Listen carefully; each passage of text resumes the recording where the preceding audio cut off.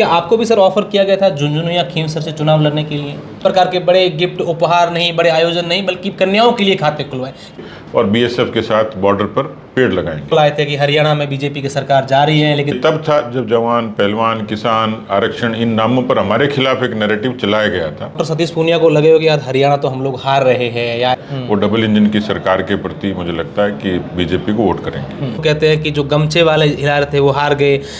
उस हार से बाहर निकलकर आप पार्टी के लिए अच्छा करें। कांग्रेस का मुझे लगता है कि जो जमीनी आधार है वो धीरे धीरे कम होता जा रहा है। बीजेपी का एक समर्थक वर्ग ठीक से जुटा है। मोदी जी को मैं जब देखता हूं तो उन्होंने जितनी योजनाएं लगाई वो। दोस्तों, मेरे सामने जो शख्सियत बैठे हैं, भला आज इन्हें कौन नहीं जानता, क्योंकि पिछले दिनों जो हरियाणा में चुनाव हुए, उस चुनावों के बाद जो जिस तरीके से परिणाम आए थे, उन परिणामों ने सिर्फ हरियाणा या राजस्थान को नहीं बल्कि पूरे देश को चौंका दिया था कि डॉक्टर सतीश पूनिया ने अपनी रणनीति और कुशल नेतृत्व का परिचय देते हुए वहां सरकार तीसरी बार रिपीट करवा दी, क्योंकि वहां पर ये प्रभारी थे।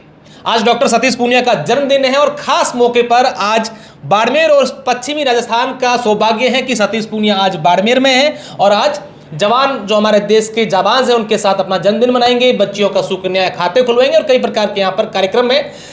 सर, सबसे पहले तो आपको कितनी सारी बधाइयाँ दूं, मेरे मन में बहुत सारी बधाइयाँ। जन्मदिन आज आपका है, उसके लिए भी बहुत बहुत बधाई। आने वाले दिनों में दीपावली भी है, आपने हरियाणा जीत दर्ज की है और सबसे ज़्यादा आपका स्वागत है जी। धन्यवाद सर। जब देखते हैं कि सतीश पूनिया का जन्मदिन होता है तब वो एकदम सादगी से अपना जन्मदिन होता है, बल्कि कई सारे नेता होते हैं जब जन्मदिन होता है बड़े कार्यक्रम, बड़े आयोजन इस प्रकार के होते हैं। आप सामान्य से आए यहाँ पर और आपने एक आह्वान भी किया है कि मेरे जन्मदिन पर किसी प्रकार के बड़े गिफ्ट उपहार नहीं, बड़े आयोजन नहीं, बल्कि कन्याओं के लिए खाते खुलवाएं। क्या मैसेज देना चाहते हैं आपसे? देखिए, हम राजनीति और समाज के लोग हैं और इसलिए स्वाभाविक तौर पर लोगों की निगाह हम पर रहती है कि हम क्या करते हैं, कैसा हमारा आचरण है। तो मुझे लगता है कि ये प्रेरणा देश के प्रधानमंत्री जी से मिलती है कि इतने बड़े ओहदे पर भी वो सामान्य रूप से उनका जन्मदिन हम लोग सेवा सप्ताह के रूप में मनाते हैं, सामाजिक सरोकारों से मनाते हैं। तो मकसद यही था, इसका कोई सियासी मकसद नहीं था कि सीमा क्षेत्र है, यहाँ का जनजीवन प्रभावित करता है। बहुत अरसे से मैं आता रहा हूँ, पिछले 30, 35, 40 सालों से, और यहाँ का एक लगाव मेरा इसकी ज़मीन से, यहाँ के जनजीवन से, लोगों से, कार्यकर्ताओं से है। तो सोचा इस बार, पिछली बार जनजातीय क्षेत्र में था, इस बार सीमा क्षेत्र पर। मकसद सामाजिक ही है कि सुकन्या के खाते खोलेंगे और बीएसएफ के साथ बॉर्डर पर पेड़ लगाएंगे। सर, कल हम देख रहे थे रात को आप 11-12 बजे बाड़मेर पहुंचे और बॉर्डर पर जैसे ही बाड़मेर में एंट्री हुई, एक बड़ा जनसमूह वहां पर था आपके स्वागत के लिए। ये सब देख करके, इस मारवाड़ में देख करके कितना क्या आपने आपको फील करते किस तरह? देखिए, मारवाड़ की अपनायत और मारवाड़ के लोगों का प्रेम ये ताकत तो देता ही है। हम राजनीति के लोगों को बराबर ऊर्जा चाहिए और जो कार्यकर्ताओं को उत्साह था, जिस गर्मजोशी से स्वागत किया, मेरे लिए अद्भुत था। तो मैं उनका शुक्रगुजार हूँ कि उन्होंने मेरी ऊर्जा को बरकरार रखा।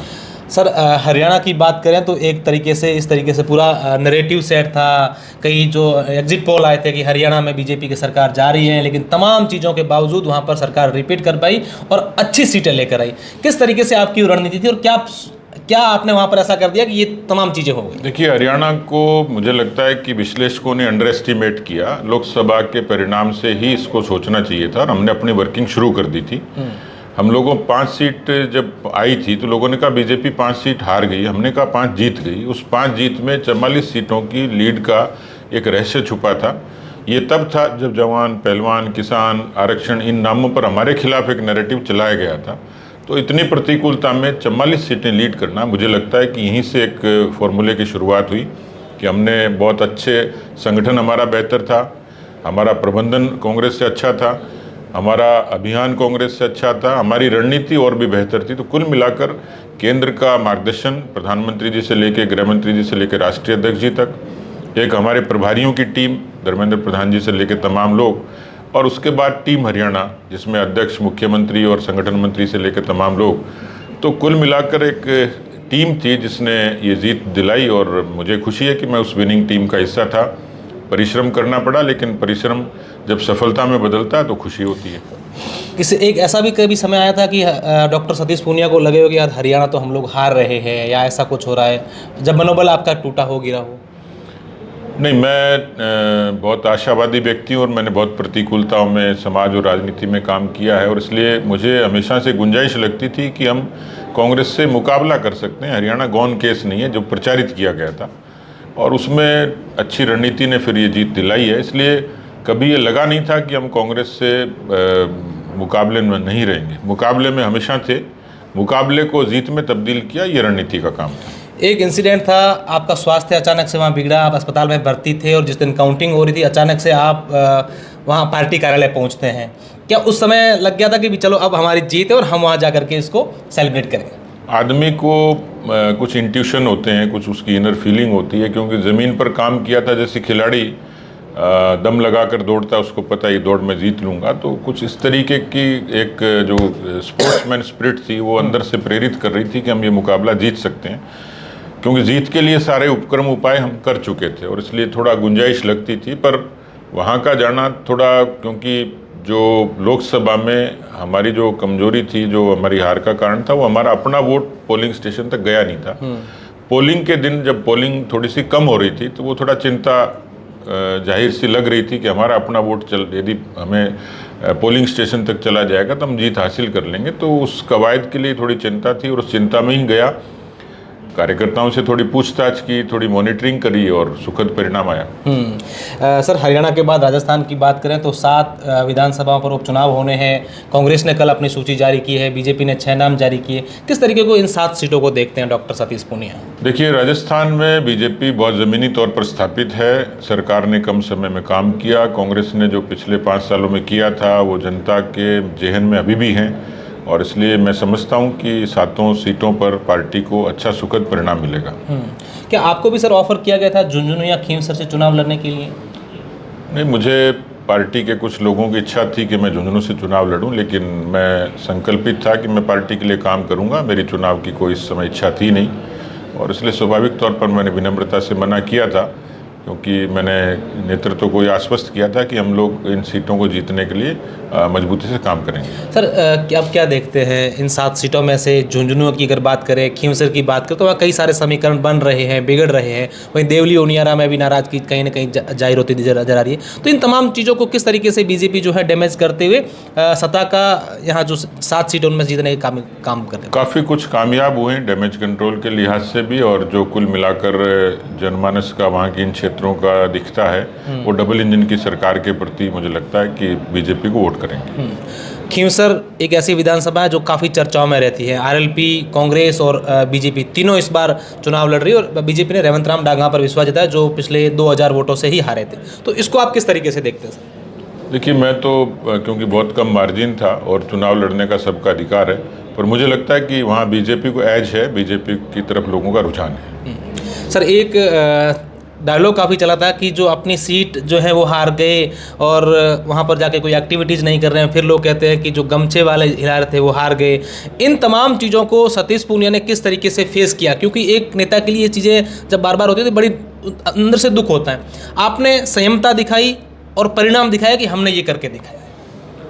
देखिए, चुनाव व्यक्तिगत तौर पर हारना जीतना वहाँ की परिस्थितियाँ उस पर निर्भर करता है और मैं समझता हूँ कि कई बार चुनौती होती है जीवन में। उस हार से बाहर निकलकर आप पार्टी के लिए अच्छा करें, लगभग वैसा ही एक जुनून था कि मुझे पार्टी को साबित करना है। पार्टी ने मुझे भरोसा किया मुझ पर, मेरे जैसे व्यक्ति पर, और इसलिए मैं पूरी शिद्दत से लगा। पार्टी के कार्यकर्ताओं ने कदम से कदम मिलाकर सहयोग किया। कांग्रेस बहुत अति आत्मविश्वास में थी और कांग्रेस का मुझे लगता है कि जो ज़मीनी आधार है वो धीरे धीरे कम होता जा रहा है। बीजेपी का एक समर्थक वर्ग ठीक से जुटा है, तो हार जीत मेरे लिए व्यक्तिगत तौर पर जीवन का एक सामान्य सा हिस्सा था। मैं उससे बाहर निकल के पार्टी के लिए बेहतर करूं, यही मंशा थी। सर, आखिरी सवाल है, आज आपका जन्मदिन है। सुबह सुबह मैं एक ट्विटर चेक कर रहा था, आपकी बिटिया ने एक वीडियो डाला है जिसमें आप गीत गा रहे हैं, आप बाप बेटी दोनों, बड़ा शानदार। और आज इस खास मौके पर आप सुकन्या जो बच्चियों के खाते हैं वो खोलने पर ज़्यादा जोर दे रहे हैं। ये दोनों किस तरीके से आपस में जोड़ते हैं और किस तरीके से देखते हैं, और बिटिया को क्या मैसेज देना चाहेंगे? देखिए, जीवन में ईश्वर बहुत कुछ चीज़ें व्यक्तियों को देता है। मैं सौभाग्यशाली हूँ कि मुझे ख़ास तौर पर महिला का, स्त्री का और किसी भी रूप में अनन्य प्रेम मिला है। मेरी बेटी मुझे आशीर्वाद देती है, माँ देती है, पत्नी मेरा साथ देती है, बहन मेरा सहयोग करती है। तो कुल मिलाकर सामाजिक जीवन में परिवार से लेकर समाज के भीतर मोदी जी को मैं जब देखता हूँ तो उन्होंने जितनी योजनाएं लगाई वो महिला परक थी, क्योंकि किसी भी परिवार में, समाज में महिला सक्षम होगी तो वो देश आगे जाएगा। बेटी बचाओ बेटी पढ़ाओ से लेकर सुकन्या समृद्धि तक। तो पिछली बार मैं जनजातीय क्षेत्र में था, नवरात्रा के दौरान था, और कन्या पूजन का जब समय आया तो मन में ये फीलिंग आई कि स्थायी तौर पर कुछ किया जाए। तो प्रधानमंत्री जी से प्रेरणा मिली और उसको हम लोगों ने फिर अपने उस काम का एक हिस्सा बनाया, और अब जीवन पर्यंत जन्मदिन पर सुकन्या समृद्धि के खाते खोलेंगे। तो बेटियां प्रेरणा देती हैं, बेटियां आशीर्वाद देती हैं, वो देवी रूप होती हैं। तो मुझे लगता है कि मुझे अंदरूनी तौर पर बहुत ऊर्जा मिलती है। बिल्कुल, यही तो सोच है, यही सकारात्मकता है कि कारण बाहर जब हम यहाँ इंटरव्यू कर रहे हैं तो बाहर हजारों की संख्या में लोग डॉक्टर सतीश पूनिया का इंतजार कर रहे हैं। नेता कई आते हैं, उनके कार्यक्रम भी होते हैं, लेकिन ऐसा कम ही ऐसे नेता होते हैं जिनका इस तरीके से लोग इंतजार करते हैं, स्वागत करते हैं। एक बार पुनः डॉक्टर सतीश पूनिया को जन्मदिन की बहुत बहुत बधाई। सहयोगी जसवंत है, मैं आपका साथी अशोक शेरा।